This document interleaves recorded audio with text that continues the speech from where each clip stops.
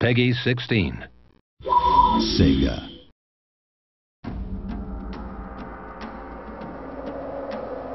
Hello and welcome back to Total War Shogun 2's multiplayer tutorial, Part 2. This is of course the sequel to the massively successful Shogun Total War multiplayer tutorial, Part 1. Right, now we're having a look again at the avatar I created in the first video. This avatar is of course a verdant green colour in line with my theme, and of course I've set him up quite well from my previous adventurings. What we're going to have a look at now is the retainer system. Retainers are like cards that you play at the beginning of every battle. Retainers give bonuses to your forces and troops, or of course negatives to the enemy armies that you'll face. You'll see that we've unlocked 2 retainer slots by virtue of having a low-level avatar. As we rank up, we'll unlock more slots. For now, we've chosen these 2 retainers to play in our next battle. In addition, we've gained a veteran unit, a unit that's been with us through thick and thin and has gained skill points as a result. You'll see here that we've got the ability to unlock a few of the new attributes at the top. We're going to go ahead and go for bow damage, thereby creating a little bit more anarchy with the bows that we send. We can also actually customize this veteran unit, colouring him and changing his hue and contrast in colours in order to make him fit a little bit better both with our sofa and with our army. So you can see here our personally named, personally coloured Bow Ashigaru unit, a veteran of many battles on our behalf, too, who is now much better placed to play with us. Now, the next province we're going to go for on the online campaign map will be in order to unlock one of the retainers that we saw earlier. So we're going to go ahead and try and attack this province down in the southeast. Now we're picking and selecting our army. You'll notice here we're going to go for a fairly mixed army, including our veteran unit. Here you can see the unit stats on the right, and of course our veteran has slightly increased bow damage as a result of his unlock. We're also going to include a few of our Yari Samurai, the unit we unlocked in our last battle, and again, a quick look at their statistics against their Ashigaru brethren show that they are slightly superior. We're going to save this army loadout because it looks pretty good and pretty balanced, meaning we can load it quickly again later on. And now join an online battle to try and win the province that we want. Here we are in the online battle. You can see my army right here, ready to go, my retainers ready to play, and of course, therefore, we begin. Bala! Yeah!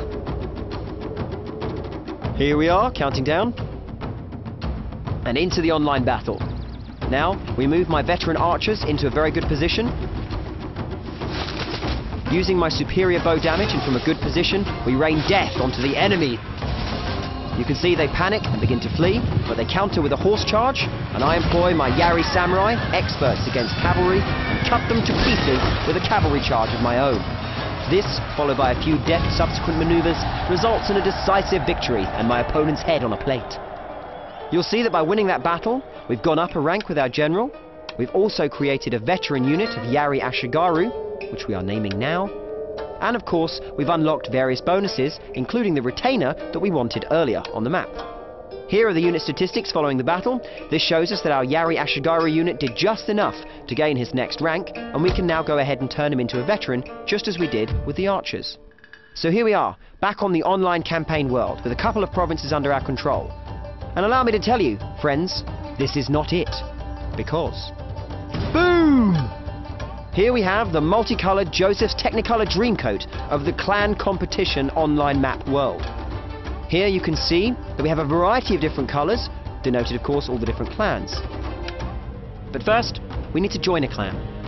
On the left-hand side you can see the number of Steam groups we already belong to.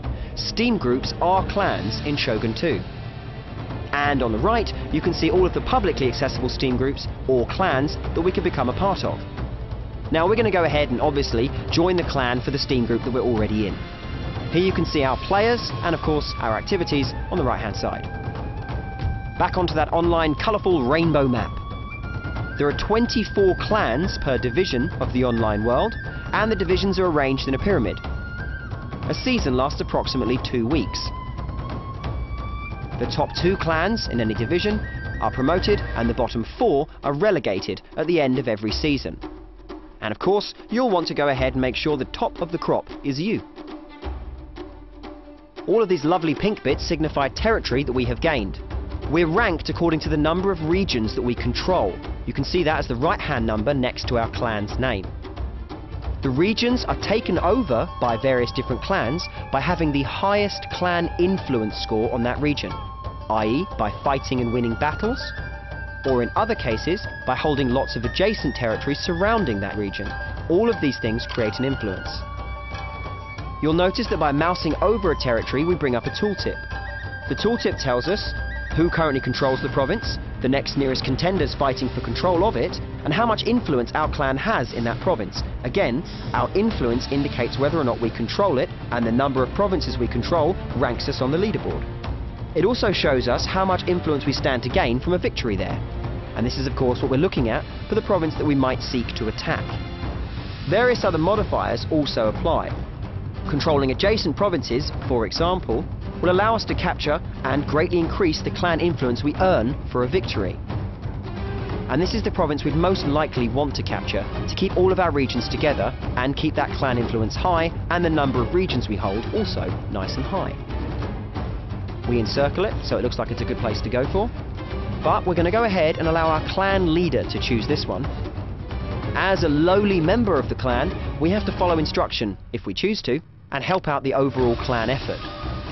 So now we're going to wait and see what our leader selects. By placing this symbol on the map, the leader of a clan tells all the other clan members which region they should fight over and therefore gain influence in and eventually, hopefully, control. Our clan leaders picked the region that we thought he would, and so we're going to go ahead and attack the region we've been told to. Now, hopefully, a victory here, plus having influence by virtue of having all of the surrounding regions, will allow us to take control and therefore add a point to our rankings. Here you can see that by doing what the clan wants, we can also earn clan tokens that will allow us to upgrade our units. The ensuing battle is tense. We have to use all of our unlocked units and abilities. Spearmen, cavalry, archers, all of them are employed against our enemies. It's a bitter and tough battle, but after a pretty swift fight and the enemy routing, you can see we've taken control of this province. It's now coloured a beautiful pink. Now, essentially, that's all that's left. We'll turn this world over to you. For wrath or for ruin, it's yours. Have fun!